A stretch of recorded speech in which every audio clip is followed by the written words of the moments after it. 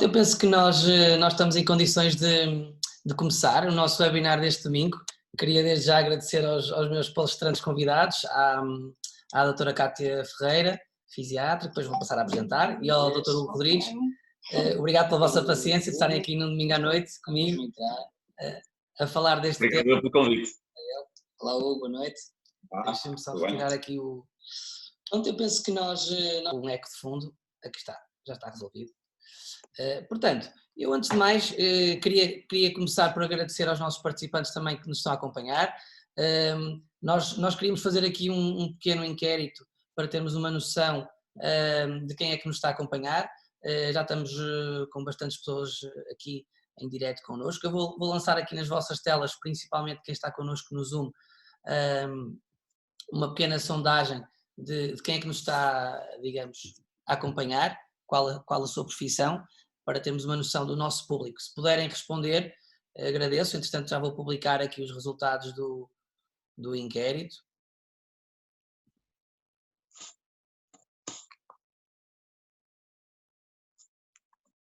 Portanto, temos aqui uma vitória para fisiatras, cerca de 56%. Eu vou passar a publicar os resultados.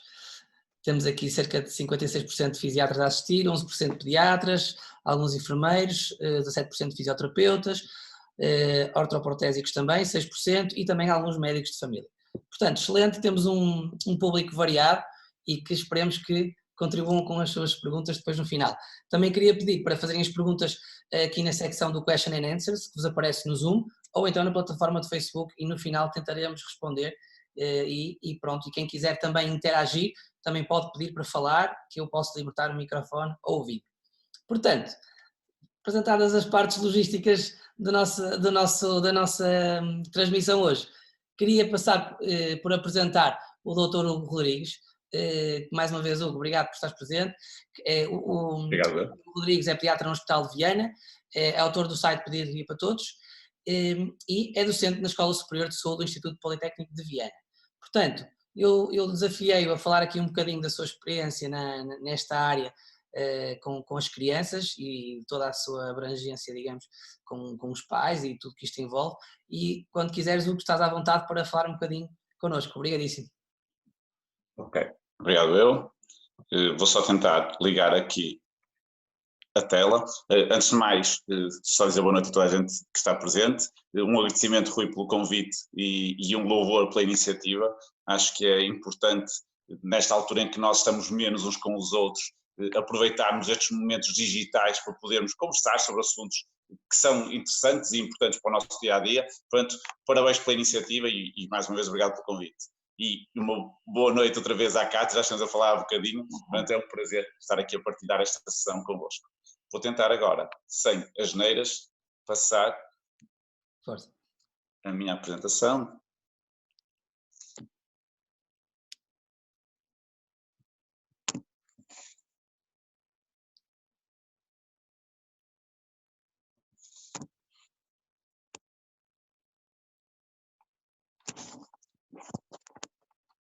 Eu acho que assim, confirma-me só se está bem assim a imagem. Está excelente. Está? Está. Pronto. Então assim, o desafio lançado pelo Rui foi falar sobre alterações da marcha em idade pediátrica. Como é lógico, isto é um tema muito extenso, muito vasto, há muitas formas de abordar.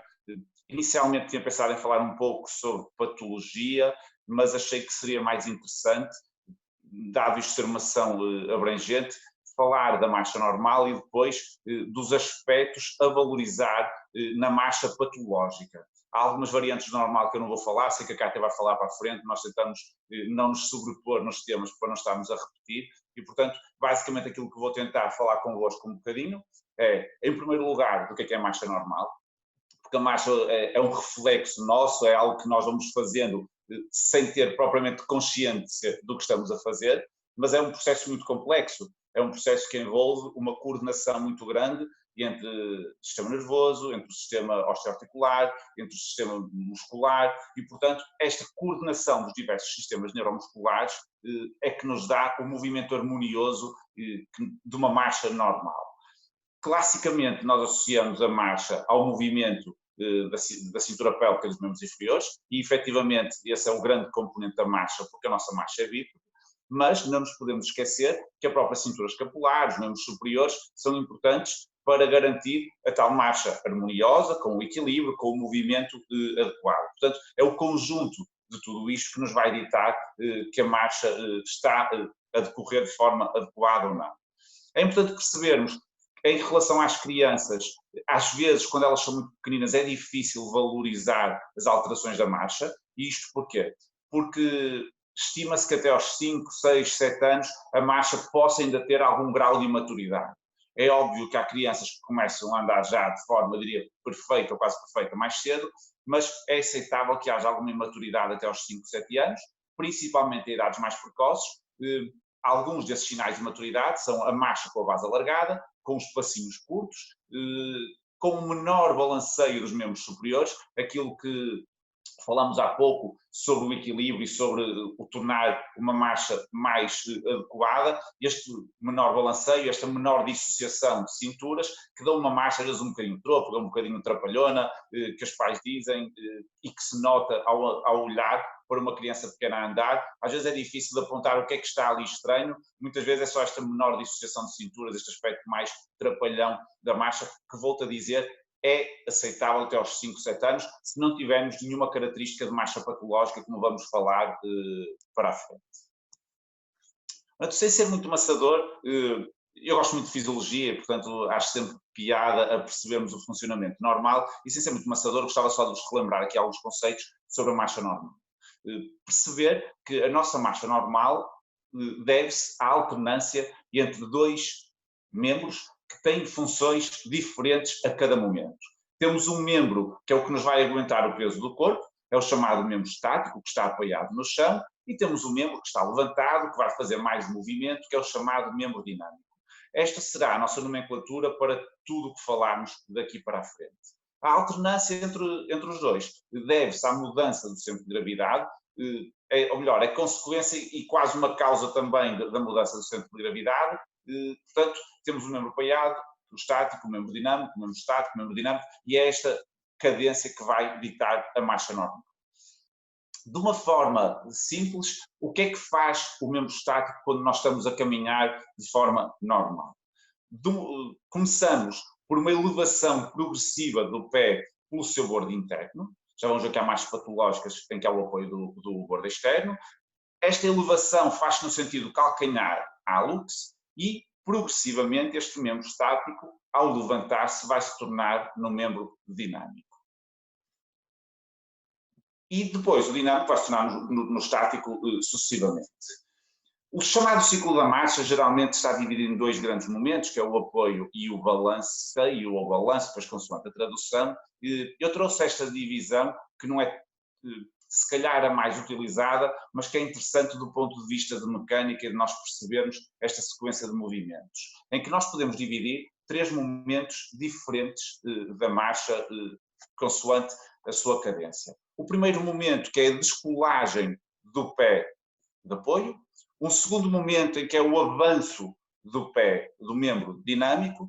E o terceiro momento, em que se dá o reapoio, ou o apoio outra vez do pé dinâmico, que passa a ser o pé estático.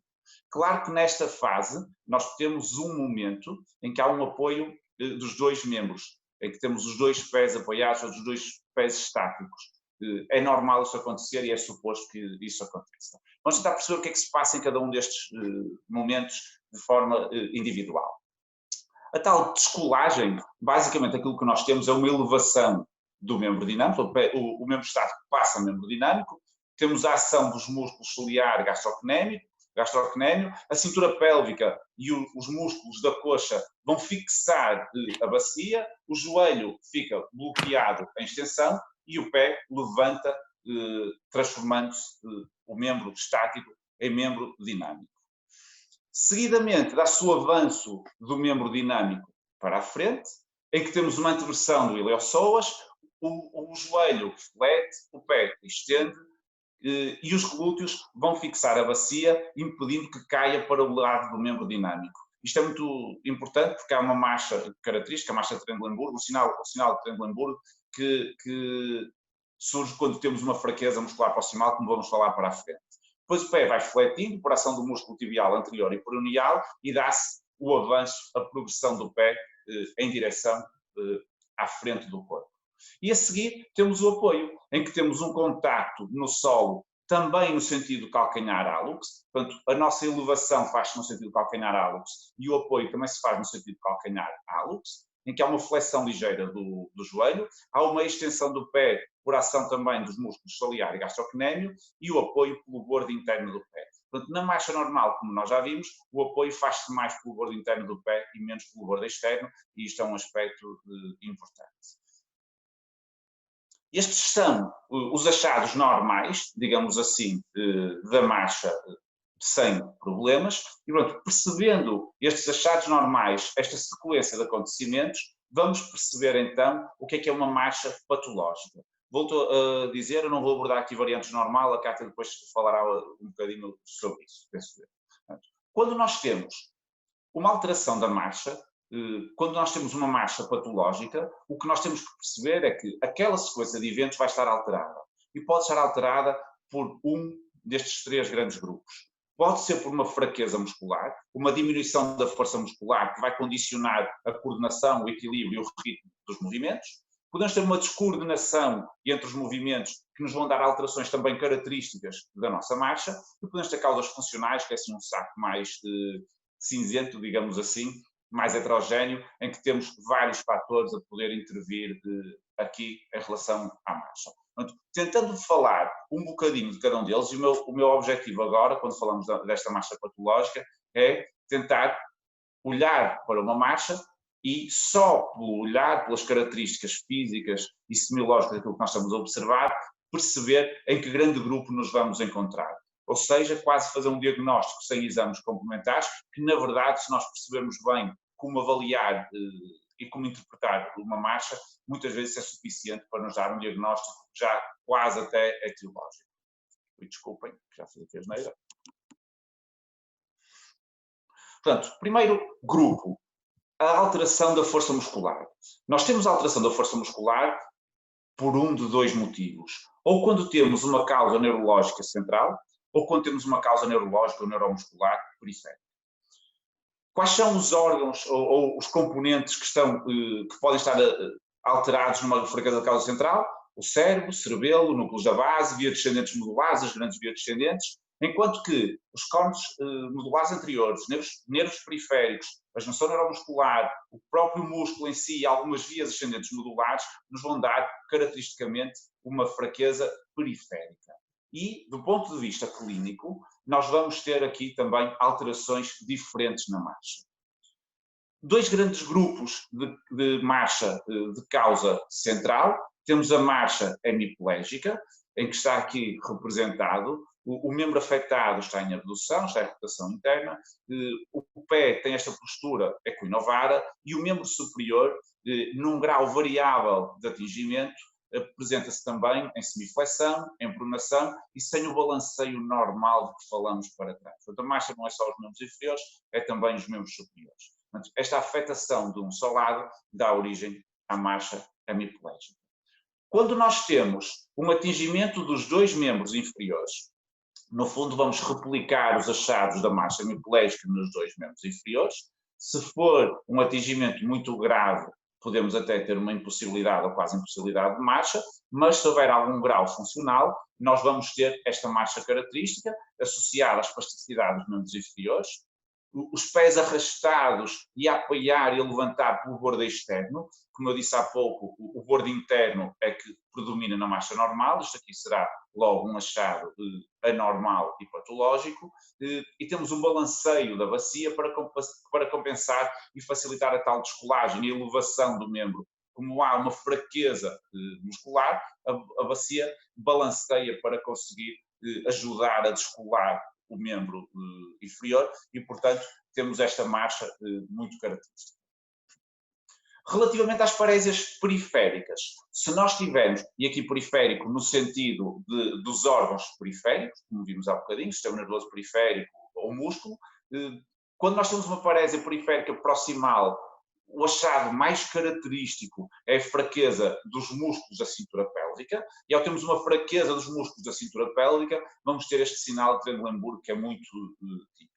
Basicamente, não vamos ter aquela força da cintura pélvica, dos músculos da cintura pélvica, para aguentar a bacia de uma forma estável, e, portanto, conforme se vão somando os movimentos dos membros inferiores, vamos ter a bacia que cai para o lado do membro dinâmico, com um balanceio contralateral e o tronco a inclinar para o outro lado, para compensar este desvio da bacia. Podem ver em baixo o desenho, portanto a bacia cai para o lado dinâmico e o tronco inclina para o lado oposto, para tentar manter aqui o equilíbrio.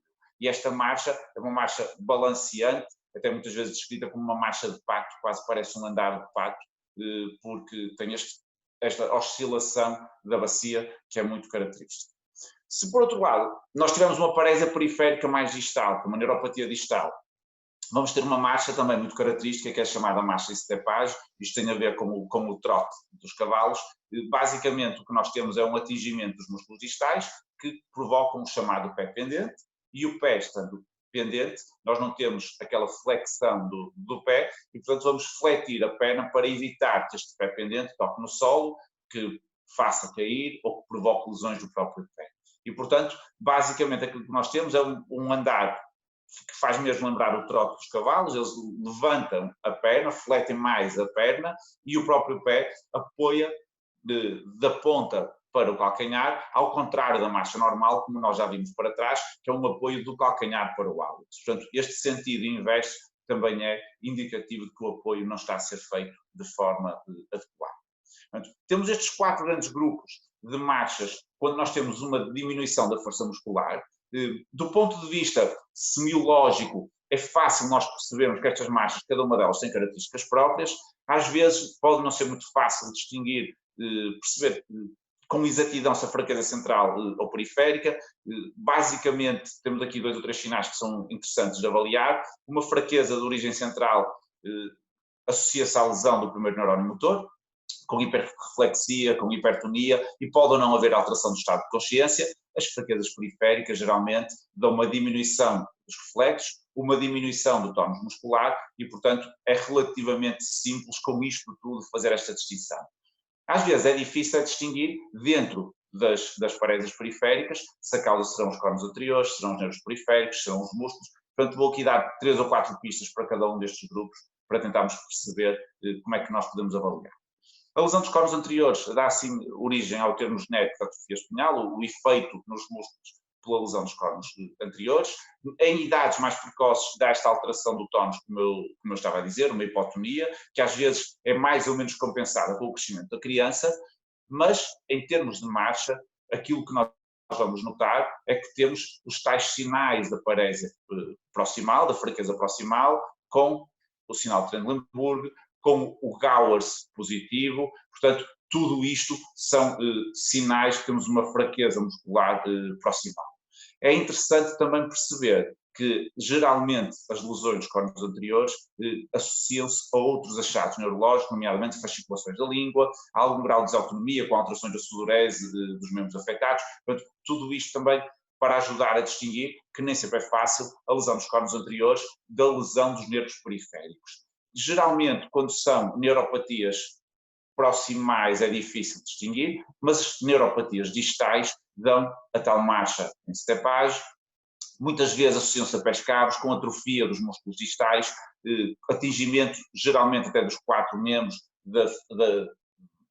no modo periferia, sentido mais proximal, e tem a tal hiporreflexia, que é muito característica também deste atingimento periférico, como já vimos para trás. As alterações musculares primárias vão depender dos grupos musculares atingidos, mas eu chamo só a atenção aqui que alterações musculares primárias com atingimento dos músculos proximais, podemos ter a tal marcha Trendelenburg e um Gowers positivo também, que são achados importantes. Portanto, temos de tentar perceber onde está localizada a fraqueza, para depois perceber quais são as estruturas atingidas. Isto é um protocolo adaptado do protocolo da Associação Espanhola de Pediatria, que é fácil de interpretar e acaba por ser muito simples de nós organizarmos por gavetas tudo aquilo que eu estive a dizer há bocadinho. Portanto, sempre que temos uma hiperreflexia e sinais de atingimento do primeiro neurónio motor, hiperreflexia, hipertonia, portanto, fraqueza com hiperreflexia e com hipertonia, eventualmente com possível alteração do estado de consciência, temos uma lesão localizada no sistema nervoso central. Quando nós temos uma hiporreflexia ou uma hipotonia, faz-nos pensar numa lesão do sistema nervoso periférico ou eventualmente do próprio músculo, e aí vamos começar a tentar localizar o nível da lesão. Se tivermos uma marcha de Trendelenburg com um Gowers positivo, faz-nos pensar numa lesão mais dos músculos, uma fraqueza mais proximal, portanto vamos perceber se temos sintomas vegetativos e fasciculações, se tivermos é a favor de uma atrofia espinhal, se não tivermos, e se ainda por cima nos associarmos a outros achados, nomeadamente uma hipertrofia de gêmeos, os pés equinos, vamos pensar em distrofia muscular, portanto patologia muscular primária. Se por outro lado não tivermos a marcha de Trendelenburg, nem o sinal de Gowers, e tivermos achados mais compatíveis com uma lesão mais distal, a tal marcha em stepage, com uma atrofia distal, com pés cabos, isto faz-nos pensar numa neuropatia periférica. Portanto, assim com meia dúzia de dados, conseguimos organizar o nosso raciocínio, o nosso pensamento, em termos de tipo de lesão e em termos do local, assim, grosseiro da lesão. Isto é relativamente à fraqueza, mas eu disse-vos há um bocadinho que temos mais 2 ou 3 pontos a terem atenção. O primeiro é a descoordenação, e a descoordenação pode dever-se à lesão de várias estruturas e, portanto, vamos olhar para a marcha e perceber que pistas é que temos em relação a cada uma dessas estruturas. Quando nós falamos de uma marcha atáxica, geralmente está associada à lesão dos cordões posteriores e isto vai levar a uma falta de informação proprioceptiva. O que é que isto quer dizer? Quer dizer que a marcha pode ser normal sempre que há um input visual adequado, mas se nós tivermos a criança de olhos fechados a andar, vamos ter as tais alterações da marcha porque não há informação proprioceptiva para compensar a falta de informação visual. Caracteristicamente, esta marcha atáxica tem uma base alargada e são crianças que estão sempre a olhar para os pés porque precisam da tal informação visual. Eles não têm percepção da tal sensibilidade proprioceptiva e, portanto, precisam da informação visual para compensar essa falta de informação deste tipo de sensibilidade. Não é fácil distinguir a marcha atáxica da marcha cerebelosa, muitas vezes é utilizar o termo quase como sinónimo, embora não é exatamente um sinónimo. A marcha cerebelosa também tem uma base alargada, temos uma falta de coordenação muscular grande, basicamente temos dificuldade em iniciar o movimento, o avanço com precaução, muitas vezes tentando e depois lá se vai avançando. O que é interessante é percebermos que esta marcha cerebelosa geralmente não leva a muitas quedas, porque é uma marcha cautelosa, digamos assim, com desequilíbrio, com oscilações, o tronco vai abanando, vai tremendo, mas em princípio não causa muitas quedas, isto também é um achado curioso. Desculpem.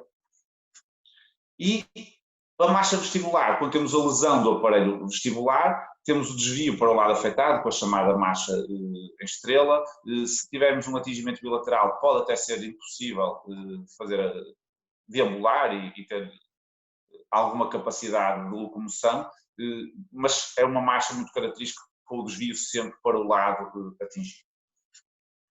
Para além da coordenação, vamos perceber temos as tais causas funcionais, portanto, volto só a relembrar, já falamos da fraqueza, já falamos da falta de coordenação, vamos falar agora das causas funcionais para termos uma marcha alterada e patológica, e a mais frequente de todas é a marcha antiálgica ou antálgica, como quisermos chamar, em que basicamente aquilo que nós vamos fazer é tentar poupar o membro afetado que provoca a dor. E, portanto, vamos diminuir a carga sobre esse membro afetado, vamos reforçar o apoio sobre o membro não afetado, e isto vai nos dar uma marcha muito característica com este tentar aliviar da pressão e da carga no membro que provoca dor. E depois a marcha psicogénica, o esteriforme, como quisermos chamar, em que basicamente nós não conseguimos perceber muito bem o que é que se está a passar ali. É uma marcha que parece ter fraqueza, mas depois na avaliação da força muscular isso não é compatível. Portanto, é quando há muita incongruência, muita contradição, quando estas alterações da marcha surgem principalmente quando há espectadores a ver, vamos pensar que pode haver aqui uma alteração, se calhar psicossomática, principalmente adolescentes, não tanto crianças. Claro que isto é um diagnóstico da exclusão, é algo que nós temos que ter um grau elevado de certeza de que não temos nenhuma patologia por trás, mas às vezes são marchas muito complexas e confusas, e quando não faz sentido temos que parar e pensar que se calhar nos está a escapar alguma coisa, ou então aquele padrão, não se enquadrando em nenhum padrão semiológico, como falamos para trás, será algo diferente, que terá que ter uma orientação e um encaminhamento também diferentes. Mais uma vez, trago-vos aqui um protocolo de avaliação.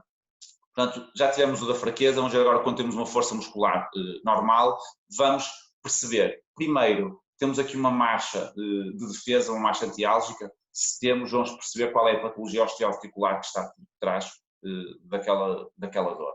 Se não temos este padrão, vamos fazer uma prova simples, um teste de Romberg, e consoante os achados, vamos tentar orientar-nos aqui em 3 grandes grupos.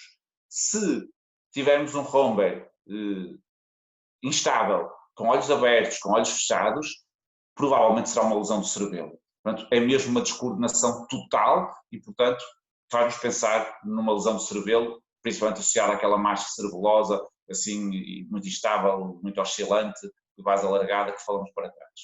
Se tivermos um Romberg normal, com os olhos abertos, mas instável, com os olhos fechados, vamos perceber que nos falta aqui, provavelmente, informação proprioceptiva. E esta informação proprioceptiva vamos dividir em 2 grandes grupos, os cordões posteriores e o aparelho vestibular.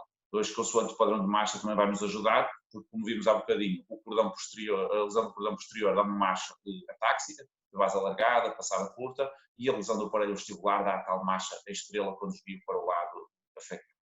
Quando nós temos um Romberg normal ou inconsistente, vamos perceber se será uma variante normal, será tal marcha psicogénica ou será outro tipo de situação que pode dar padrões de marcha atípicos e que eu não trouxe aqui, porque senão íamos estar aqui horas e vocês não teriam paciência para maturar durante tanto tempo. Isto são os achados da marcha patológica. Eu só decidi trazer aqui 3 ou 4 diapositivos para falar de algo que nós vemos efetivamente muito na prática. E estes padrões de marcha vamos vendo, principalmente tem consulta, quando nos são referenciados por alterações da marcha, e se nós tivermos este cuidado de dividir nos grandes grupos de alteração da marcha, conseguimos chegar mais ou menos a um diagnóstico. A claudicação é uma patologia que nós vemos muito no serviço de urgência. E é importante, só aqui 3 ou 4 conceitos sobre a claudicação. Por definição, a claudicação é uma marcha normal por dor, ou por fraqueza muscular, ou por alterações esqueléticas, já vamos ver para a frente, que pode ter múltiplas causas, mas que o grande desafio é tentar perceber qual é essa causa. Portanto, o que nós devemos, sempre que temos um miúdo a claudicar, o que nós devemos perceber é tentar, mais uma vez, ser esquemático, ser metódico na nossa abordagem e tentar perceber, é uma claudicação dolorosa ou é uma claudicação não dolorosa. Se for uma claudicação dolorosa, entramos na marcha antiálgica que falamos para trás, temos causas traumáticas, inflamatórias, infecciosas ou tumorais, já vos vou mostrar assim muito rápido para a frente. Se for uma causa não dolorosa, vamos perceber que podemos ter aqui uma deformidade óssea ou uma alteração muscular que condicione esta claudicação, este coxear, digamos assim, que é o termo vulgar que nós vemos os pais e as mães a dizer. Portanto, dividindo nestes 2 grandes grupos, trago aqui dividido por idades as causas mais frequentes, é meramente informativo, claro que isto depois vai precisar sempre de uma avaliação mais exaustiva, mas nos primeiros 3 anos de vida, uma claudicação dolorosa, pensar numa artrite cética ou numa fratura oculta, se tivermos uma claudicação não dolorosa, tentar perceber se haverá ali uma displasia do desenvolvimento da anca que não foi diagnosticada, cada vez é menos frequente, mas temos que pensar que é uma possibilidade, ou então que temos aqui alguma desmetria de membros que não seja provocada por esta displasia do desenvolvimento da anca, mas que esteja a condicionar a claudicação. Dos 4 aos 10 anos, como causa major de claudicação dolorosa, temos a sinovite transitória da anca. Efetivamente, nós vemos muitas sinovites transitórias da anca. São miúdos que tiveram uma infecção vírica, passados uns dias começam a coxear com a tal claudicação. Como o nome diz, é uma inflamação transitória da articulação da anca, que basicamente exige repouso dentro do possível, porque são crianças, e um anti-inflamatório, e em princípio será suficiente. Podemos ter também a doença de Legg-Pertz, que às vezes não é muito fácil de distinguir numa fase inicial da sinovite transitória da anca, por isso temos que manter uma vigilância, e depois situações menos frequentes, osteonecrose, condromalácia da rótula, luxação da rótula, artrite idiopática juvenil, portanto são causas menos frequentes. Como causa de claudicação não dolorosa, temos outra vez a dismetria de membros, que é, sem dúvida, aquilo que temos que pensar quando temos uma claudicação que não provoca dor. E isto é válido também para os adolescentes. que é a principal causa de claudicação não dolorosa, mas como causas de claudicação dolorosa nos adolescentes, temos a epifisiólise da cabeça femoral, alterações também da coluna vertebral e alterações musculares, que não são muito frequentes, mas é importante sabermos que pode acontecer e que são situações que existem. Estes são os grandes grupos e, para não vos estar a amassar muito mais, só reforçar que numa situação da claudicação principalmente dolorosa, temos que perceber se temos sinais de alarme da dor. Eu não pus ali na tabela, esqueci-me que, sem dúvida, que uma das causas principais de claudicação dolorosa em idade pediátrica são as doenças linfoproliferativas. Portanto, isto é algo que nós temos que ter em atenção. Portanto, sinais de alarme da dor numa claudicação, se está associado a despertares noturnos, se tem relação ou não com a atividade motora, se não cede à medicação e perceber depois também se temos outros sinais e sintomas, nomeadamente febre e sintomas B, que nos possam pôr na pista de uma reação inflamatória mais significativa ou então de uma patologia mais grave por base. Portanto, estes são alguns sinais de alarme. Se não tiverem um sinal de alarme destes, vamos tranquilamente avaliar a claudicação. Se tiver estes sinais de alarme, temos que ser um bocadinho mais invasivos e não nos ficar logo pela primeira abordagem, porque podemos ter situações graves por trás que justifiquem esta claudicação. E pronto, era isto que eu tinha para vos dizer, não vos maço mais. Desculpem se foi muito exaustivo, o tema também era complicado. Dúvidas podem ir colocando, depois no fim vamos discutir. Lanço só aqui o apelo, para quem não conhece, tem aqui o meu site pediatriaparatodos.com, é um site de pediatria vocacionado para pais, para profissionais de educação e também para profissionais de saúde, se quiserem consultar, e nas redes, no Facebook e no Instagram, onde quem quiser seguir, são todos bem-vindos e qualquer chega também é bem-vindo. E pronto, era isto que eu tinha para dizer. Muito obrigado. Não sei se... Obrigadíssimo, Hugo. Aí. Nós agora sim estamos a ver, estivemos a ver só a tela, mas não há problema nenhum, o mais importante é a informação. Obrigado pela excelente apresentação. Sem dúvida, o tema não é fácil e acho que fizeste um excelente resumo. Vamos deixar as perguntas para o final, então, já temos aqui muitos participantes. Eu queria passar a palavra à nossa palestrante convidada, a minha colega e amiga do meu serviço, a doutora Cátia Ferreira, passa a apresentar. É assistente graduada em Medicina Física e Reabilitação no Centro Hospitalar Universitário do Algarve, em Faro. É pós-graduada em Reabilitação Pediátrica pelo Departamento de Medicina Física e Reabilitação da Universidade Complutense de Madrid, em Espanha. Coordenadora da Unidade de Reabilitação Pediátrica da Unidade de Faro, no SUA, e médica fisiatra na APPC de Faro. Portanto, Cátia, mais uma vez obrigado por estares cá no domingo à noite, não é fácil. E pronto, e agora penso que a tua apresentação vai complementar e mostrar a vertente fisiátrica e de reabilitação do Hugo. Estás à vontade, força. Ok, obrigada, Rui. Queria primeiro, antes de mais nada, agradecer-te o convite. É um prazer estar, apesar de ser um domingo à noite, é um prazer estar aqui. E queria também dar as boas noites a todas as pessoas que nos estão a ouvir também este domingo à noite. E sendo assim, se calhar vou começar por aqui compartilhar a tela.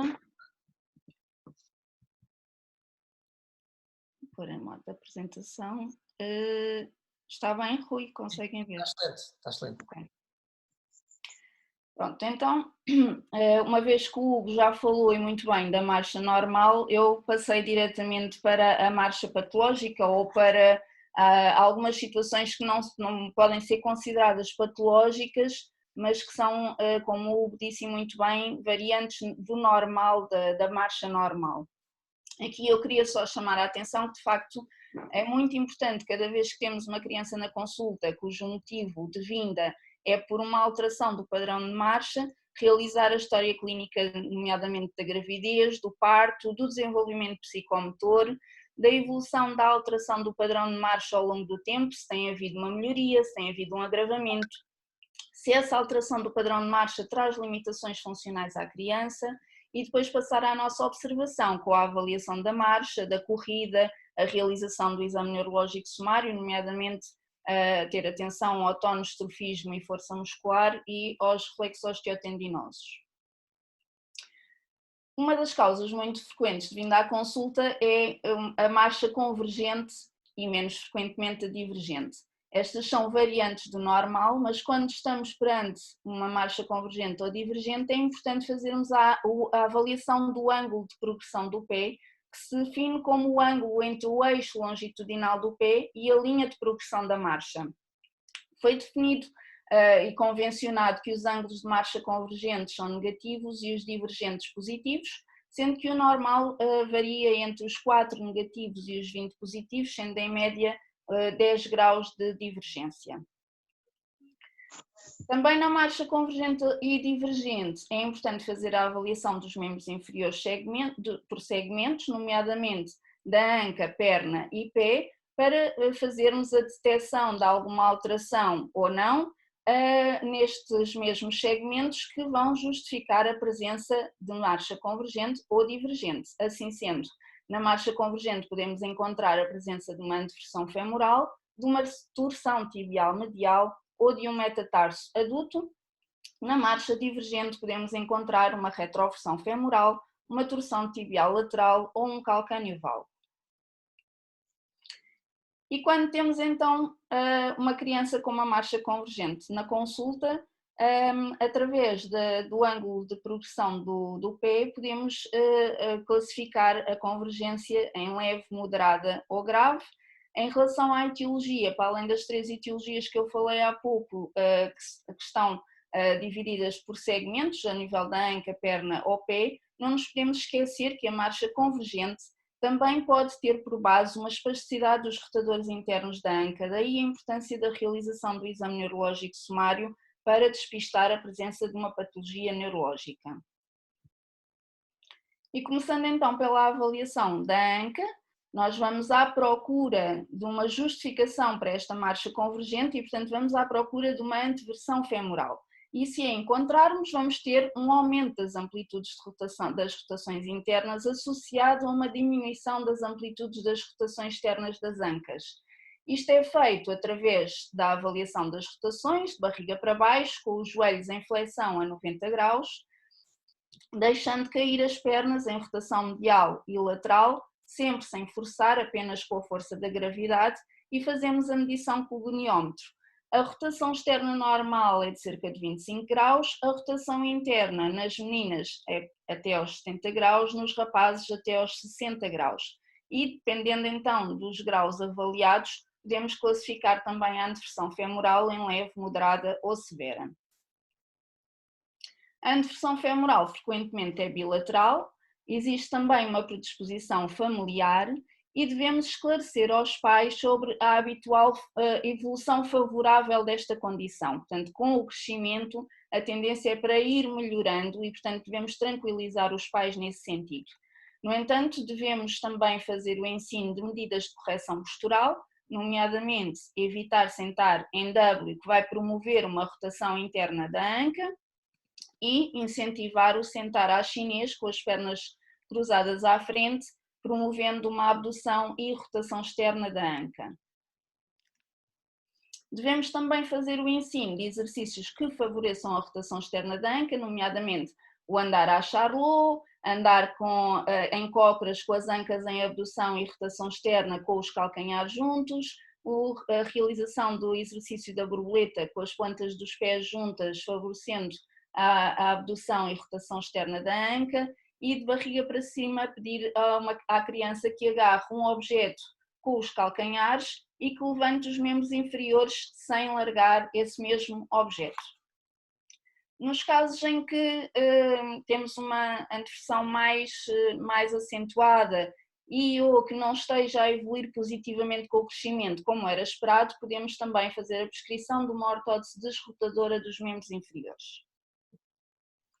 Passando à avaliação da perna, vamos avaliar no sentido de tentar perceber se existe uma torção tibial medial. Como é que fazemos essa avaliação? Em bipedestação, pedimos para os pés ficarem alinhados para a frente e vamos ver como ficam alinhadas as rótulas. As rótulas não ficam alinhadas com os pés nas torções tibiais. E no caso de uma torção tibial medial, as patelas vão estar orientadas lateralmente, vão estar viradas para fora. Podemos complementar esta observação através da medição do ângulo músculo-pé, que é feita de barriga para baixo com os joelhos em flexão a 90 graus, e fazemos então a medição entre o eixo longitudinal da coxa e o pé, e obtido esse ângulo podemos também fazer então o diagnóstico de torção tibial medial, sabendo que o normal é cerca de 10 graus positivos. Devemos explicar aos pais também que aqui a resolução espontânea é frequente, até aos 8 anos habitualmente corrige. No entanto, também devemos fazer o ensino de medidas de correção postural, nomeadamente evitar sentar-se com o rabo debaixo dos pés, com os pés debaixo do rabo, desculpem, evitar estar deitado de barriga para baixo, ou se não conseguirmos fazer essa evição por completo, ou pedir para os pés ficarem fora do colchão, ou colocar uma almofada por baixo das pernas, para permitir ter o espaço necessário para os pés caírem alinhados e não caírem convergentes. E nos casos também em que a resolução não está a acontecer com o crescimento, também podemos prescrever para o uso noturno uma ortótese Dennis Brown. A nível do pé, aquilo que podemos encontrar como causa de marcha convergente é a presença do metatarso adulto. Este define-se como um desvio medial do antepé, a nível da articulação tarsometatársica. O pé adota uma forma de rim, com o bordo interno côncavo e o externo convexo, e sendo uma condição que está presente desde o período neonatal, ele apenas é responsável pela marcha convergente quando não é corrigido até ao início da marcha. Podemos, no período neonatal, quando recebemos estes bebés na consulta, definir 3 graus de gravidade. O grau 1, temos uma adução isolada, redutível manualmente para além da linha média. O grau 2, temos uma adução associada à inversão, redutíveis até à linha média. E no grau 3, temos uma adução com inversão, não redutíveis. Para prevenir deformidade fixa, o pé idealmente deveria estar alinhado até ao 8º mês de vida, e para isso temos que iniciar precocemente a nossa abordagem, que no metatarso adulto flexível passa pelo ensino aos pais de estiramentos. Pedimos para agarrar com uma mão o retropé e com a outra o antepé e realizar movimentos suaves de abertura da arcada plantar interna, e em simultâneo também pedimos para realizar a estimulação proprioceptiva dos músculos abdutores e aversores no bordo externo do pé, sempre no sentido da frente para trás, que podem ser feitas através de massagens manuais ou mesmo através do uso de uma escova de dentes elétrica através do efeito vibratório. Quando estamos perante um metatarso adulto rígido ou que não melhorou com os exercícios de cinesioterapia prescritos, devemos avançar para a prescrição de uma Bebax, que é este calçado que vêem aqui, em que existe uma articulação entre o retropé e o médio pé que nos permite colocar o médio pé numa posição que vai favorecer a correção do metatarso adulto.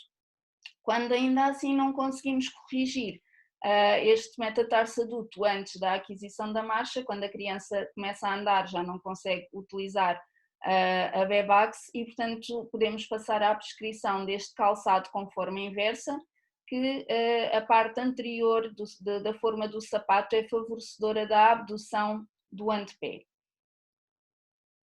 Passando então à marcha divergente e começando pela exploração da anca, vamos então à procura de uma retroversão femoral que possa explicar a etiologia desta marcha divergente. E vamos então poder encontrar um aumento das amplitudes de rotação externa associadas a uma diminuição das amplitudes das rotações internas das ancas. A avaliação é feita da mesma forma que já foi explicada, e é importante só referir que a retroversão femoral é pouco frequente e que, ao contrário da anteversão femoral, não se corrige com o crescimento e pode predispor à osteoartrose futura. Em termos de abordagem, devemos aqui incentivar o sentar em W. Claro que muitas crianças não têm a amplitude de rotação interna da anca que lhes permita realizar esta posição, e então podemos utilizar almofadas ou puffs que vamos pedindo para reduzir progressivamente a altura para ir fazendo algum ganho de rotação interna. E podemos também prescrever as ortóteses rotadoras dos membros inferiores, para facilitar aqui, neste caso, a rotação interna da anca. Passando à avaliação da perna, o que podemos encontrar é uma torção tibial lateral, que frequentemente é unilateral. Aqui a evolução natural da tíbia para a rotação externa vai tender a agravar o processo ao longo do tempo e pode na adolescência produzir uma instabilidade femoropatelar. Em termos de abordagem, podemos utilizar também a ortótese Dennis Brown para uso noturno, em que o pé é colocado em posição neutra. O calcânio valgo, esse sim tem bom prognóstico. Devemos prescrever exercícios favorecedores do alinhamento do calcânio, nomeadamente andar em pontas, andar nos calcanhares, andar no bordo externo dos pés e também prescrever palmilhas com cunha varizante no retropé, ou seja, no bordo interno do pé coloca-se uma altura na palmilha que vai favorecer o alinhamento entre a tíbia e o calcânio. Em simultâneo ao uso das palmilhas, deve ser utilizado um calçado com contraforte rígido e alto.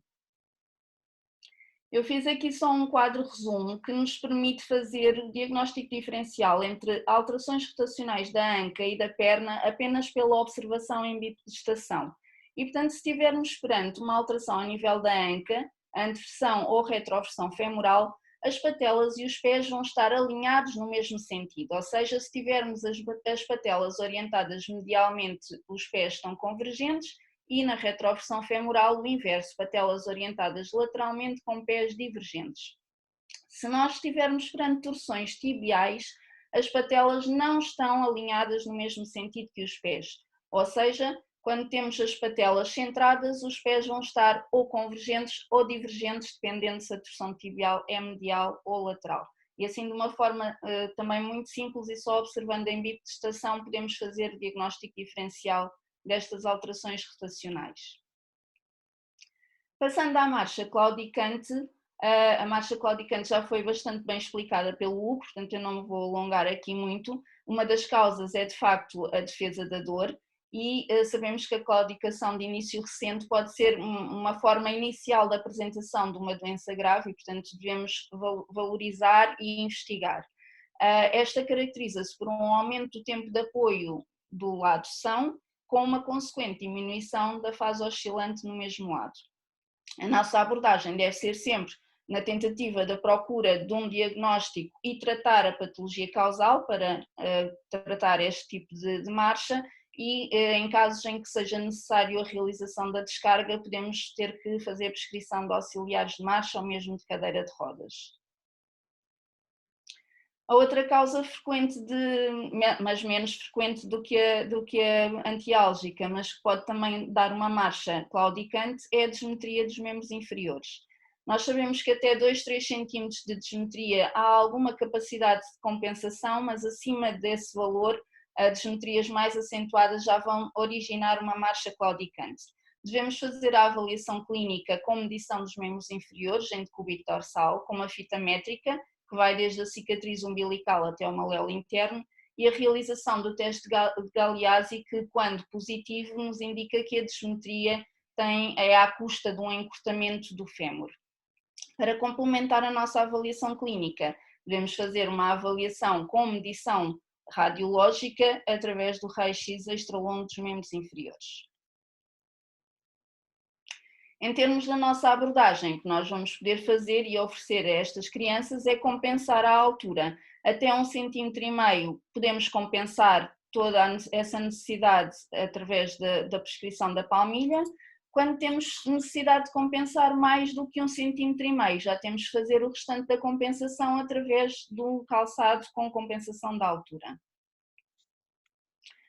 A marcha de Trendelenburg também já foi falada aqui pelo Hugo. Trata-se de uma marcha por tipicamente presença de debilidade do glúteo médio, que é um músculo fundamental para a estabilização da pelvis na fase de apoio unipodal e, portanto, é uma marcha que se torna normal quando visualizamos a criança na fase de duplo apoio. Devemos fazer a avaliação clínica à pesquisa do sinal de Trendelenburg com apoio unilateral no membro afetado, que vai levar a uma queda da hemipelvis contralateral associada a uma inclinação do tronco compensatória.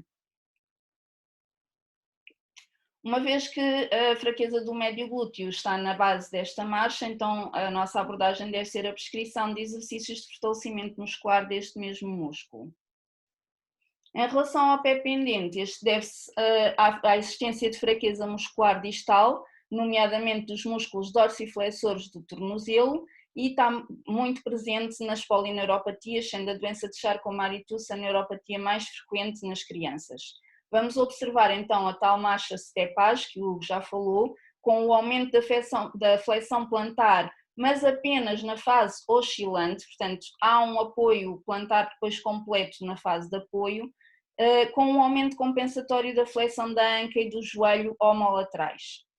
Em relação ao exame neurológico sumário, vamos encontrar sinais de lesão do segundo neurónio, nomeadamente diminuição da força muscular distal ou isolada dos dorsiflexores da tibiotársica, uma diminuição do tónus muscular e uma hipo ou arreflexia osteotendinosa. No exame neuroortopédico podemos encontrar pés cavos ou dedos em martelo, pelo déficit e pelo desequilíbrio muscular existente nos músculos intrínsecos dos pés. Em termos da nossa abordagem, portanto, a prescrição de um programa de reabilitação com exercício de fortalecimento muscular a nível dos músculos distais e, nomeadamente, dos dorsiflexores do tornozelo, e a prescrição de ortóteses, nomeadamente ortótese facilitadora da dorsiflexão do tornozelo foot-up, que vemos aqui nesta primeira imagem, que tem uns elásticos que vão prender aos atacadores do calçado, facilitando a flexão dorsal do pé, ou mesmo a prescrição de AFO. Eu não sei se toda a gente está familiarizada com este tipo de nomenclatura, mas refere-se, as siglas referem-se às articulações que a ortótese envolve, portanto neste caso é Ankle Foot Orthosis. Quando temos deformidade dos pés, devemos então prescrever palmilhas adequadas às deformidades encontradas.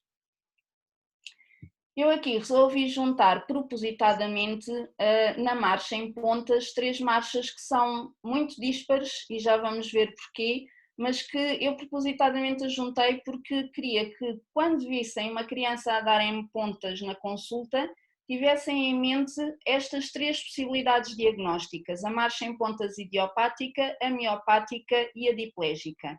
E o diagnóstico diferencial faz-se através da avaliação clínica, nomeadamente com a história clínica e a realização do exame objetivo com o exame neurológico sumário. Aqui este quadro resumo ajuda-nos a perceber de facto as principais diferenças entre elas e depois eu já vou falar especificamente à frente em cada uma delas em separado.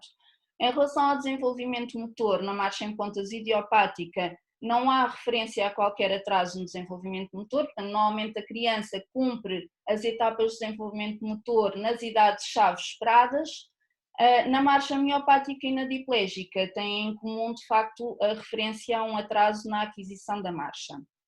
O exame neurológico sumário é normal na idiopática, está alterado na miopática e na diplégica, sendo que na miopática vamos encontrar uma hipotonia, uma fraqueza muscular, sobretudo dos músculos proximais, uma diminuição ou ebulição dos reflexos osteotendinosos e a presença de sinal de Gowers.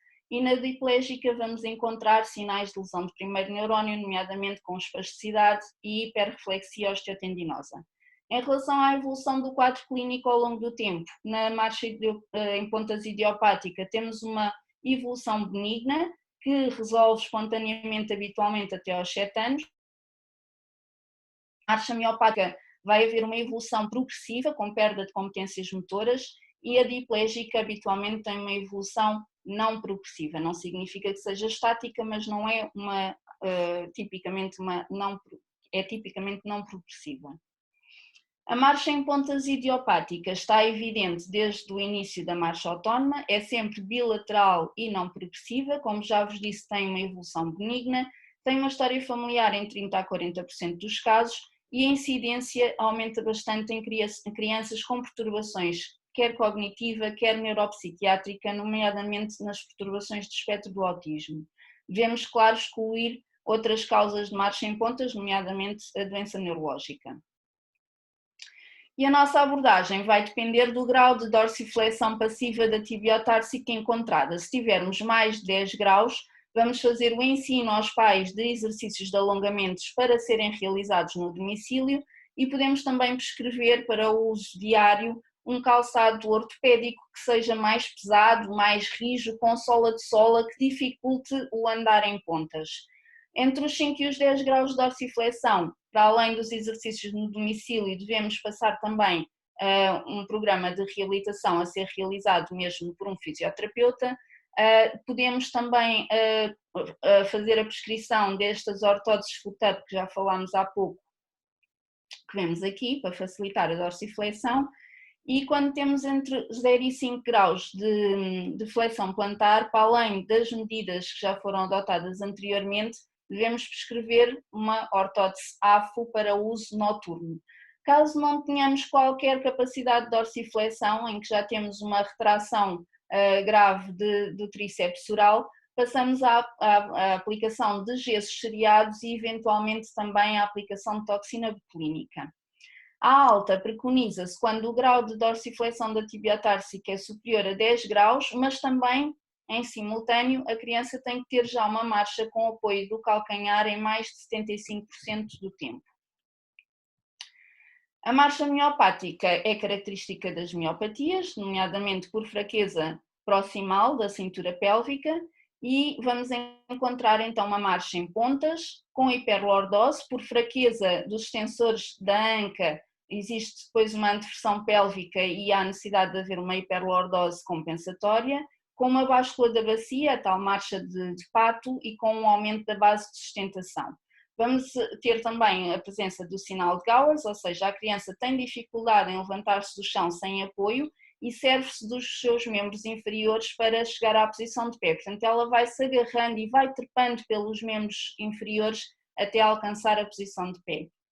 As alterações no exame neurológico sumário já vos disse há pouco, naquele quadro de diagnóstico diferencial, e queria chamar-vos aqui a atenção então para a distrofinopatia muscular do Duchenne, que é de facto a distrofinopatia mais frequente na criança. Ela acontece apenas no sexo masculino, porque é uma doença genética recessiva ligada ao cromossoma X, portanto as mães são as portadoras, e tipicamente vamos encontrar um rapaz com atraso no início da marcha e frequentemente também um atraso no desenvolvimento da linguagem, com esta dificuldade em levantar-se do chão com o sinal de Gowers, com este tipo de marcha que já descrevi, com dificuldade em subir e descer escadas. Há uma referência também a um agravamento progressivo destas dificuldades e depois o que eu vos queria chamar aqui a atenção que é muito típico, é esta pseudo-hipertrofia do gastrocnémios e que nos pode pôr de facto depois em pista para o diagnóstico do Duchenne.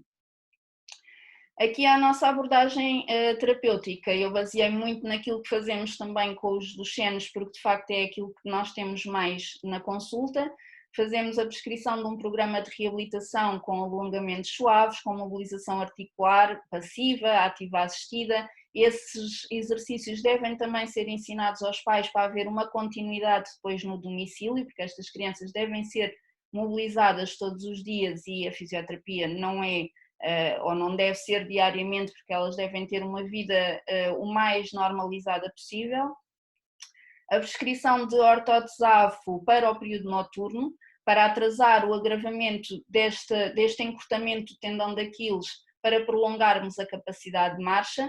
Normalmente não prescrevemos para o uso diurno, porque ao alterarem o padrão vão dificultar ainda mais a marcha. E após a perda de marcha, que normalmente acontece entre os 10 e os 12 anos, com o objetivo de prolongarmos a bipedestação, podemos prescrever ortóteses longas, aqui já são CAFO, porque já envolvem o joelho, portanto Knee, Ankle, Foot Orthosis, que devem ser leves, nomeadamente em propileno, e também nesta fase, após a perda de marcha, para promovermos a deslocação autónoma, a prescrição de uma cadeira de rodas elétrica. A marcha diplégica, tipicamente na criança, está associada à paralisia cerebral espástica bilateral de 2 membros. Vemos uma marcha em tesoura e rotação interna da anca por hipertonia dos adutores e rotadores internos, com uma menor base de sustentação e de comprimento da passada e que pode estar associada ao pé equino, como vemos aqui nesta primeira imagem, numa fase numa fase precoce da sua evolução, e é aqui nesta fase que ela faz o diagnóstico diferencial com as duas com a marcha em pontas, ou então numa fase mais tardia ou mesmo após alongamentos excessivos, cirurgias de alongamentos excessivos do tendão de Aquiles, podemos encontrar esta marcha com crouching, com flexão da anca e do joelho, com um ângulo tíbia-pé inferior aos 90 graus. As alterações no exame neurológico compatíveis com lesão do primeiro neurónio, como já vos disse, e em termos de abordagem, passa por uma prescrição de um programa de reabilitação com alongamentos musculares dos músculos espásticos, fortalecimento muscular, reeducação de padrão de marcha, caso seja necessário também o treino de uso de auxiliares de marcha. Passa também pela administração periódica e intramuscular de toxina botulínica nos músculos espásticos. Eu realizo no Hospital Dia de Pediatria com sede ou analgesia com protóxido de azoto. E depois a prescrição de ortóteses, que na fase de pé equino estão indicadas as AFO rígidas ou articuladas.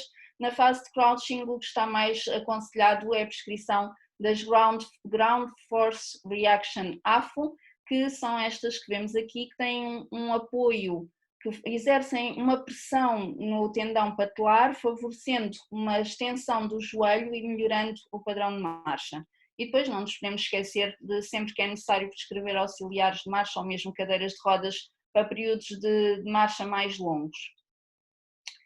A marcha hemiparética, tipicamente na criança, está associada à paralisia cerebral espástica unilateral de 2 membros. Vamos encontrar uma marcha com equino ou equinovaro e aqui, ao contrário do que vos falei no pé pendente, vamos encontrar nas fases tanto de balanceio como de apoio, e está associada a uma hipertonia ou uma contratura do tríceps oral e eventualmente também do tibial posterior, que é o responsável pela inversão do pé, pelo varo.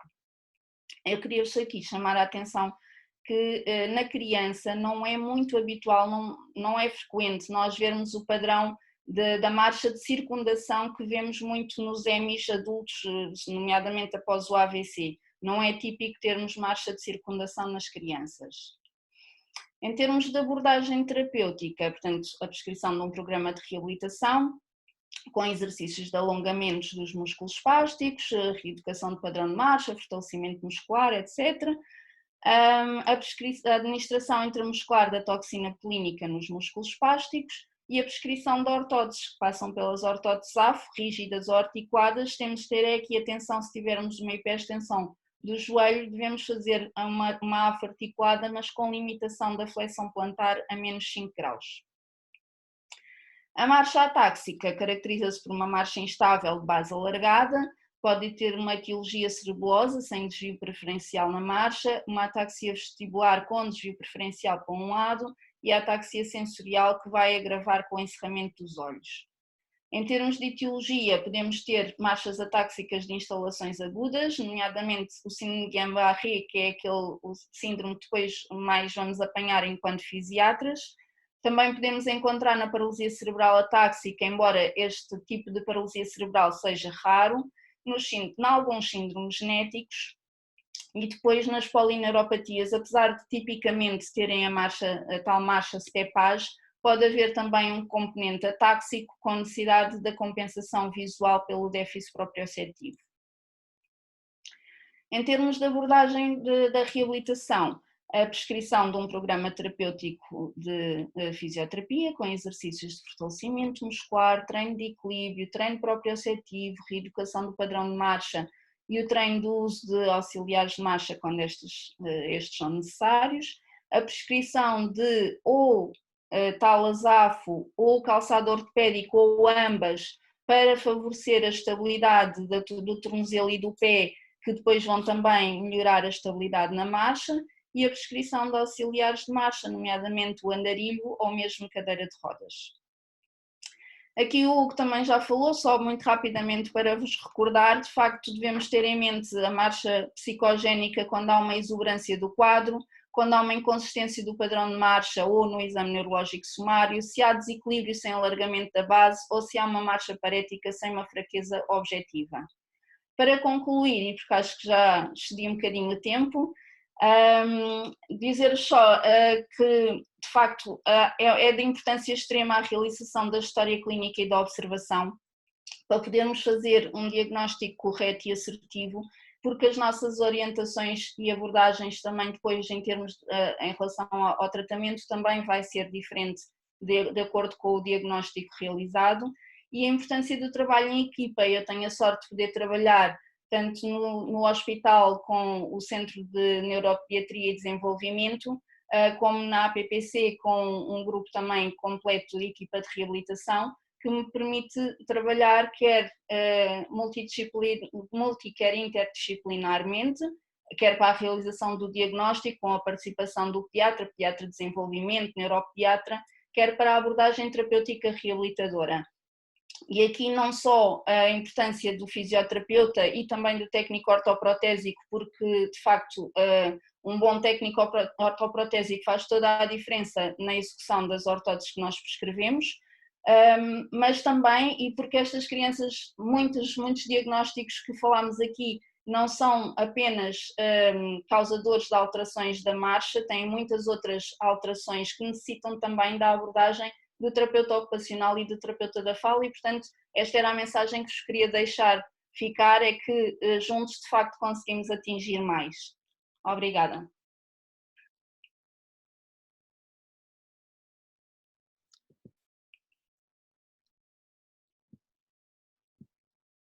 Obrigadíssimo, Kátia, pela tua apresentação. Mais uma excelente apresentação, sem dúvida que é um tema muito extenso, mas acho que foi muito bem resumido, mais uma vez. Pronto, eu estava aqui a ver os nossos participantes, estão um bocadinho tímidos, apesar de estarmos com cerca de 100 pessoas a ver-nos, acho que vocês fizeram umas excelentes apresentações. Eu vou introduzir aqui algumas perguntas minhas também para batermos aqui um bocadinho. Ia começar pelo Hugo. No que se refere a este tema, da tua experiência, costumas ter muitos doentes referenciados para alterações de marcha de outros colegas, de medicina geral familiar ou outras especialidades, ou qual é que é a tua experiência em termos do número de doentes que acabam com essa referência? Assim, é um motivo relativamente frequente de referenciação. Acho que há uma preocupação importante, principalmente em relação à marcha em pontas. Nota-se que os colegas têm alguma preocupação, e faz sentido, porque é uma situação que, apesar da grande parte das situações não ter grande problema por trás, nos que tem, nós temos que intervir precocemente, e a Kátia também falou disso, portanto, tentar distinguir o tipo de marcha em pontas. Da parte dos pais, vê-se muita preocupação com a marcha convergente, e muito a ver com a rotação do fémur, com a posição de sentar, o sentar em W. Eu diria que na minha prática essa é a alteração de marcha mais frequente, na minha, dos meus colegas pediatras e colegas de MGF, seguramente é a alteração que nós mais vemos na marcha, é a marcha convergente pelo sentar em W, que tem a correção postural simples, de sentar com as perninhas cruzadas à frente, de sentar com as perninhas à chinês, que é o suficiente para a maior parte das situações. Ok, obrigadíssimo pela tua resposta. Eu ia perguntar também, pronto, uma das perguntas era essa, sobre os pais, ia-te perguntar, por curiosidade, uma vez que conheço bem o trabalho da Kátia, se tu no teu hospital, como é que é, tens uma relação próxima com a equipa de reabilitação, em termos da parte pediátrica, ou porque isto varia muito de hospital para hospital, só uma questão de curiosidade. Não temos uma relação diária, digamos assim, porque não temos também muita necessidade em termos de articulação conjunta. Nos que precisamos, temos. No meu hospital, eu trabalho no Hospital de Viana e é uma unidade local de saúde, temos também o Hospital de Ponte Lima. E, por exemplo, o Serviço de Medicina Física e Reabilitação do Hospital de Ponte Lima é um serviço muito forte. Portanto, sempre que precisamos, temos um bom apoio, seja para questões deste foro, seja para a respiratória, enfim, precisamos. Claro. Ok. Obrigadíssimo, era só uma curiosidade, porque aqui por acaso em Faro temos esta sorte, a Kátia trabalha mesmo, pronto, depende muito das organizações dos serviços, mas trabalha junto aos pediatras, o que acaba quase por, eles entram quase no gabinete uns dos outros a discutirem casos. Nós os serviços, temos a pediatria e temos o Serviço de Medicina Física e Reabilitação, mas com um acesso simples e fácil. Acho que sim, acho que sem dúvida que estarem todos a trabalhar em conjunto é fundamental. Eu ia fazer aqui uma questão à Kátia. Kátia, falou-se aqui um bocadinho das palmilhas, eu acho que é das coisas que mais questionam os pais, do que eu ouvi e penso que falaste um bocadinho para o pé plano, há assim alguma recomendação que queiras dar aos pais e mesmo aos nossos colegas, quando pensam em palmilhas, qual é que deve ser, digamos, o primeiro passo a dar? Ok, então, obrigada pela pergunta, Rui, porque acho que é bastante importante, uma vez que muitas vezes até são referenciadas as crianças cedo demais.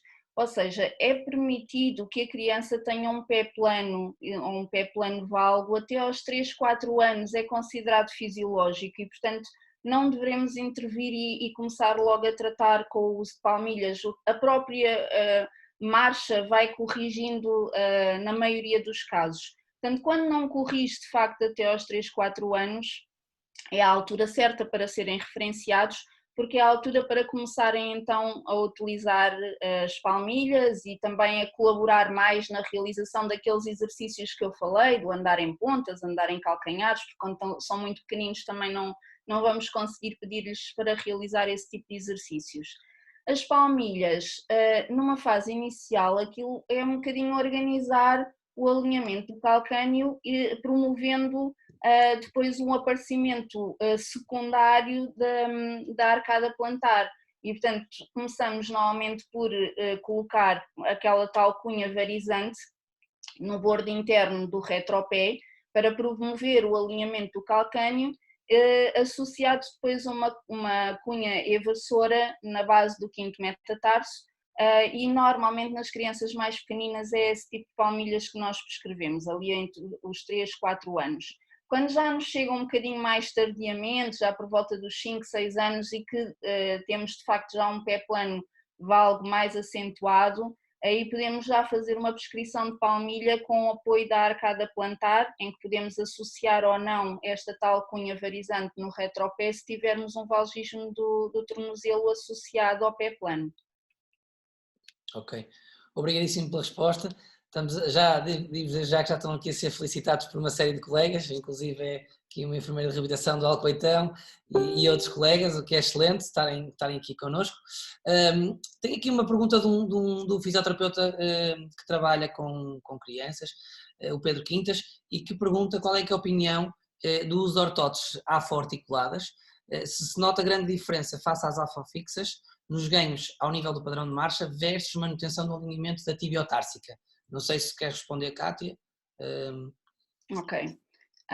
Então, nós normalmente, quando a criança tem de facto ainda uma dorsiflexão passiva possível, de preferência optamos pela prescrição de uma afo articulada e, portanto, mais numa fase até inicial da evolução, porque depois a gente sabe que a tendência com o crescimento, os músculos espásticos tendem a retrair, mesmo aplicando a toxina botulínica, conseguimos atrasar essa retração, mas não conseguimos impedir por completo e, portanto, numa fase mais inicial, a afo articulada acaba por trazer uma marcha um bocadinho mais funcional, não é? Porque acaba por permitir haver dorsiflexão. E acaba por permitir um movimento mais natural durante a marcha, numa fase em que já não temos muita mobilidade, já mesmo passiva da articulação da tibiotársica.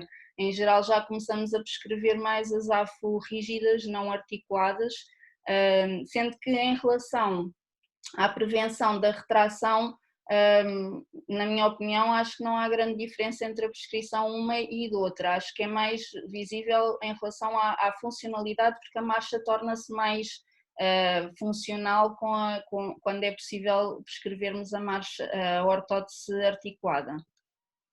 Ok, obrigadíssimo pela tua resposta. Temos aqui a nossa colega, a doutora Otília Romano, do IPO do Porto, a fazer uma questão sobre a dismetria, Hugo. Não sei, ela pergunta aqui qual é, a partir de que dismetria é que geralmente costumam fazer correções dos membros inferiores. Assim, essa questão não é muito consensual, vai depender um bocadinho das escolas. Há quem valoriza dismetrias logo a partir de 1 centímetro, isto também depois depende também da idade. De um modo geral, faz-se correção a partir de 1 centímetro, centímetro e meio. Às vezes se não houver grande repercussão a nível mesmo da bacia, pode ser até aos 2 centímetros, mas diria 1,5 cm, é o mais consensual, apesar de não haver consenso nesta área. Não sei o que é que a Cátia Força, Cátia, queres dar outra? recomendar? É um tema realmente dividido. Sim, não é muito consensual, é verdade. Eu diria que se houver queixas, nomeadamente de dor lombar por contraturas que surjam, devemos corrigir independentemente do valor da desmetria. Se não houver queixas, e tendo em conta que estamos a falar de crianças que estão em fase de crescimento e que de facto a coluna depois vai poder ter uma repercussão e podemos desenvolver até alguns desvios da coluna, nomeadamente as escolioses, por a criança andar naquela claudicação, então sim, acho que a partir de 1 centímetro se calhar é correto fazer essa correção. Ok, obrigado pelas respostas. Temos aqui mais um colega a perguntar, Bruno Mendes, se deve haver alguma preocupação relativamente ao ângulo de VAR ou valgo do joelho em crianças até aos 6, 7 anos de idade. Não sei qual é a vossa experiência. Cátia, se calhar. Quer falar ou... Podes falar tu, Cátia, esta é mais uma intervenção até mais vossa. Ok. O varismo dos joelhos é considerado fisiológico até aos 2, 3 anos de idade. A partir daí já deve ser referenciado e corrigido. O valgismo dos joelhos, esse sim, acontece depois a partir dessa idade de 2, 3 anos até aos 6, 7 e também até essa altura é considerado fisiológico e só depois dessa idade é que devemos corrigir. Considera-se valgismo valgismo do joelho quando temos uma distância intermaleolar superior a 3 centímetros. E, portanto, a menos que não haja um valgismo assimétrico, ou seja, à custa de apenas um dos membros, ou que o valgismo seja mais do que o dobro da tal medida dos 3 centímetros, ou seja, mais de 6 centímetros, é considerado fisiológico nestas idades, até aos 6, 7 anos, e devemos fazer a esperoterapia.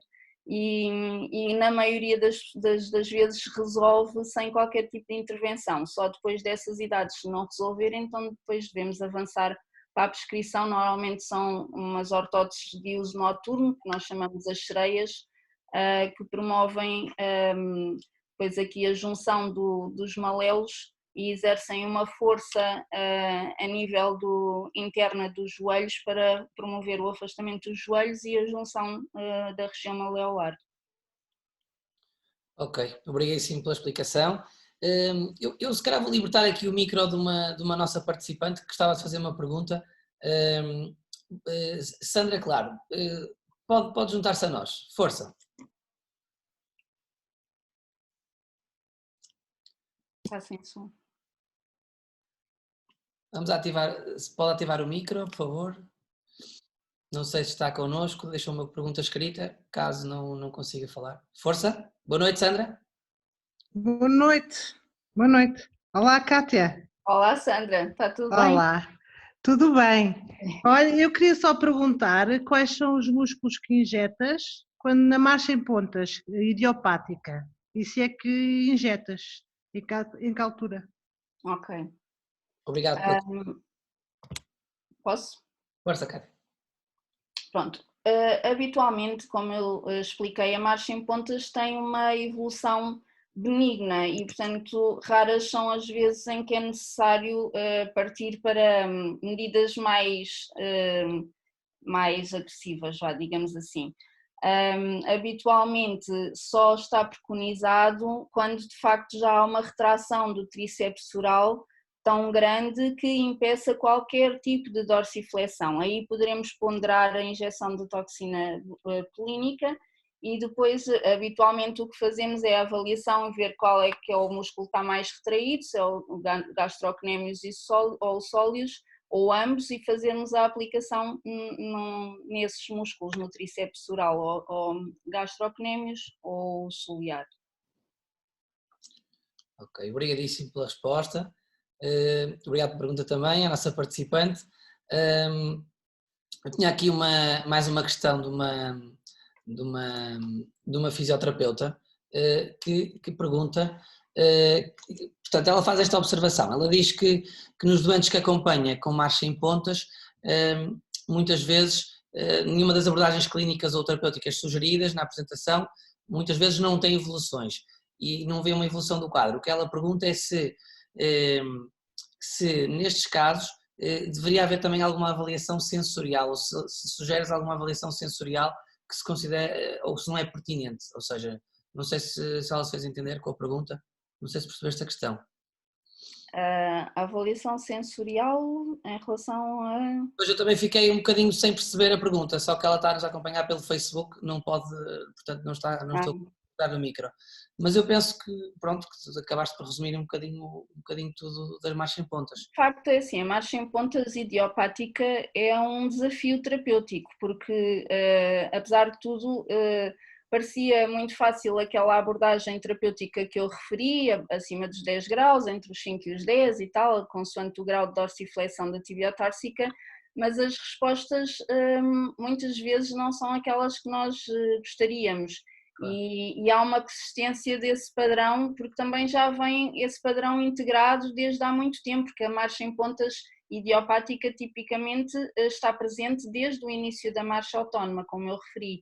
E, portanto, há uma integração daquele padrão e promovermos um novo padrão, integrar um novo padrão de marcha, muitas vezes não é fácil. Nós pedimos à criança, naquele instante, para apoiar o calcanhar e fazer a marcha com o apoio do calcanhar, e ela faz, mas depois distrai-se e, a dada altura, já está outra vez a utilizar o padrão integrado.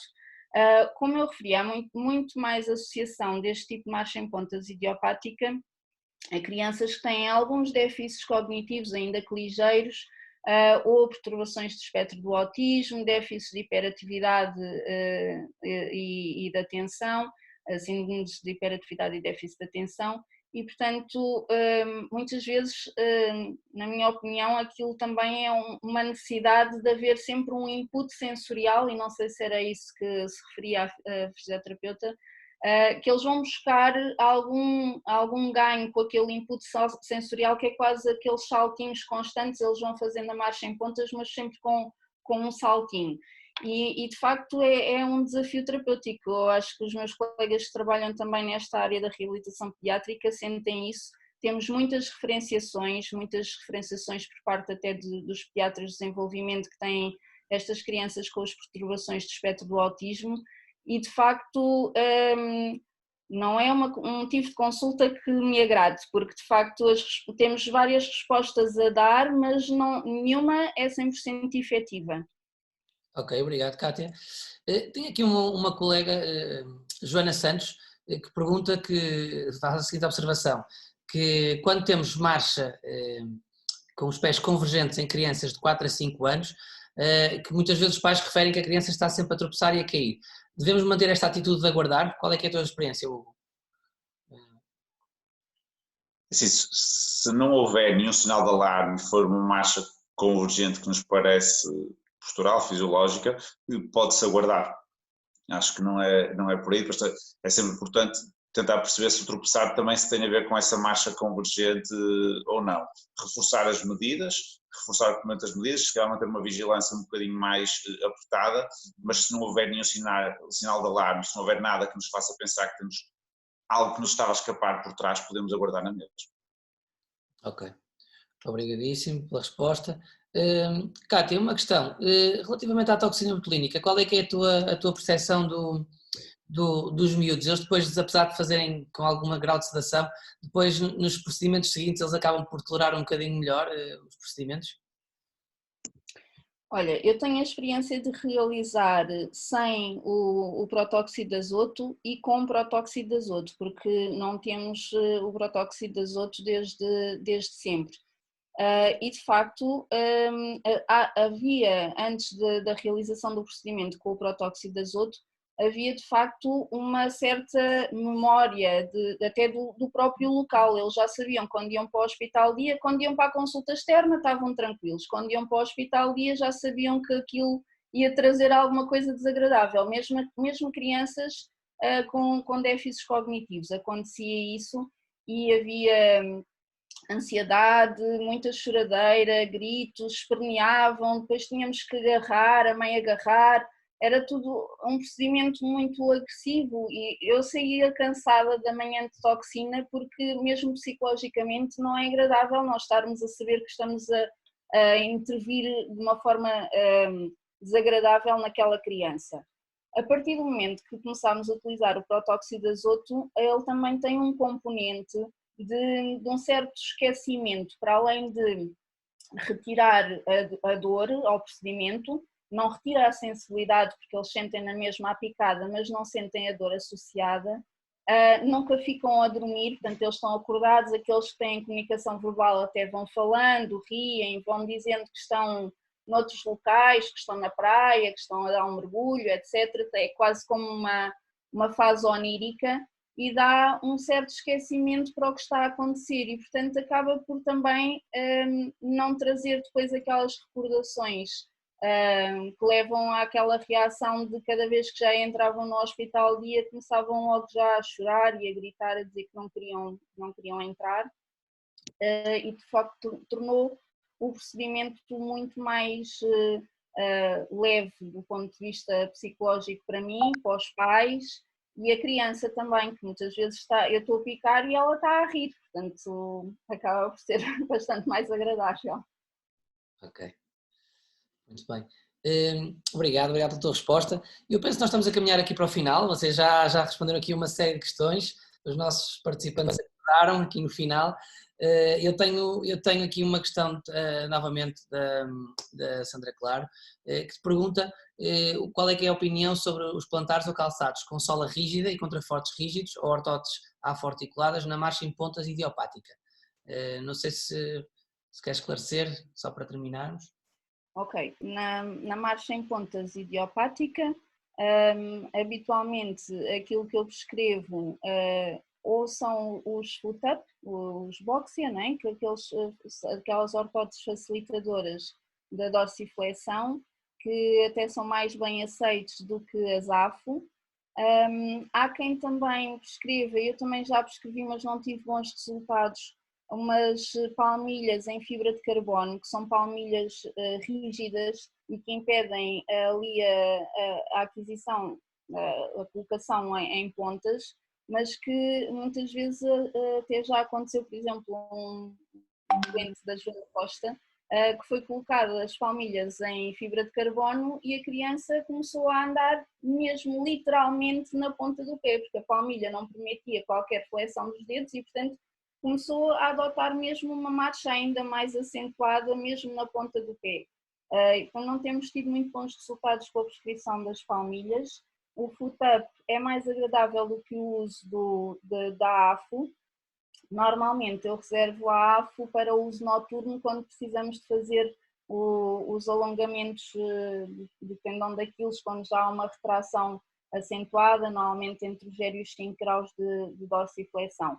O calçado, quando ainda temos uma dorsiflexão aceitável superior a 10 graus, aí podemos prescrever o calçado ortopédico e até resulta bem, sobretudo em crianças mais pequeninas. Um calçado mais pesado, mais rijo, com uma sola de sola, não sendo de borracha, que não é tão flexível, é mais difícil para eles adotar aquela postura de marcha em pontas e isso serve mais até para uma reeducação do padrão de marcha. Em simultâneo vamos fazendo os alongamentos, mas vamos permitindo que no dia a dia eles utilizem um padrão de marcha diferente, que vai ficando registado a nível do cérebro, para depois, de forma automática, quando tirarmos as ortotes ou o calçado prescrito, eles poderem fazer essa marcha de forma automática, sem terem que pensar, porque já ficou integrado um novo padrão de marcha. Ok, obrigadíssimo pela resposta, Kátia. Eu penso que nós estamos praticamente perto do fim. Eu queria deixar uma última pergunta, talvez para ti, Hugo, uma coisa assim, digamos, quase de conselho para os nossos pais que possam estar a assistir e mesmo para pessoas que trabalham com crianças. Digamos, qual é que é assim o grande sinal ou da alteração de marcha grosseira ou recomendações que poderemos dar às pessoas quando suspeitam de uma alteração de marcha? Qual é que é a tua grande dica, digamos, para a população geral que tem filhos? Se é que se pode fazer esta pergunta, que é difícil. Isso é difícil, porque temos tantos padrões e tantos sinais de alarme dentro de cada padrão, que eu não te vou conseguir responder a isso de uma forma direta, mas vou-te responder de uma forma indireta. O melhor conselho que eu posso dar, relativamente à marcha em particular, mas se calhar é um conselho transversal a quase tudo, é que, na dúvida, perguntem ao médico assistente. Não tenham receio de perguntar, mais vale perguntar e esclarecer a dúvida do que ficar sempre com o pulga atrás da orelha, e nós não nos podemos esquecer de que a avaliação da marcha, nas consultas de pediatria, nem sempre se consegue fazer de forma adequada, porque nós, para avaliarmos a marcha, precisamos de um espaço, de um corredor, de um local onde a criança possa andar, precisamos da colaboração da criança, que às vezes nem sempre se consegue. Portanto, não te consigo responder ao sinal de alarme, mas o conselho que dou é, na dúvida, perguntem, que é para nós irmos ver, observarmos e depois, em conjunto, todos percebemos se há ali algum sinal de preocupação ou não. Perfeito. Era mesmo isso que eu esperava ouvir de ti, é isso mesmo, é as pessoas não deixarem Na dúvida, perguntem. Nós já vimos e que muitas alterações da marcha são variantes do normal, portanto, até para os pais ficarem tranquilos é melhor que perguntem. E para nós também ficarmos mais tranquilos, porque se perguntarem nós vamos observar, portanto, é melhor para todos. Ok, olhem, eu penso que nós estamos mesmo perto do fim, eu acho que já respondemos a todas as perguntas dos nossos participantes, o que é excelente. Acho que posso, e se vocês me permitirem, dizer a quem precisar, depois comunicar com vocês, eu posso partilhar o e-mail, a quem nos esteja a assistir, e só me resta agradecer-vos mais uma vez a vossa presença. Acho que foi super produtivo, tivemos aqui um público diferente. É óbvio que esta discussão fazia sentido também com fisioterapeutas, ortoprotésicos, enfermeiros, mas é complicado um webinar juntar tanta gente, até pela extensão do tema, mas desde já o nosso agradecimento a eles, e sabemos que eles trabalham connosco todos os dias e são fundamentais. Portanto, um abraço a todos, nós vamos continuar no próximo domingo a ter mais um webinar, desta vez dedicado às entorses de tornozelo nos atletas. Vamos ter aqui connosco o ortopedista especialista em pé de tornozelo, o Dr. Helder Pereira, e também mais alguns elementos que trabalham com estes atletas, que serão depois anunciados. Portanto, mais uma vez obrigado a vocês, não sei se querem dizer alguma coisa aos nossos participantes, da minha parte, um obrigado. Obrigado eu pelo convite. Obrigada. E obrigado a todos por estarem presentes. Obrigado a todos, um abraço e bom resto de domingo.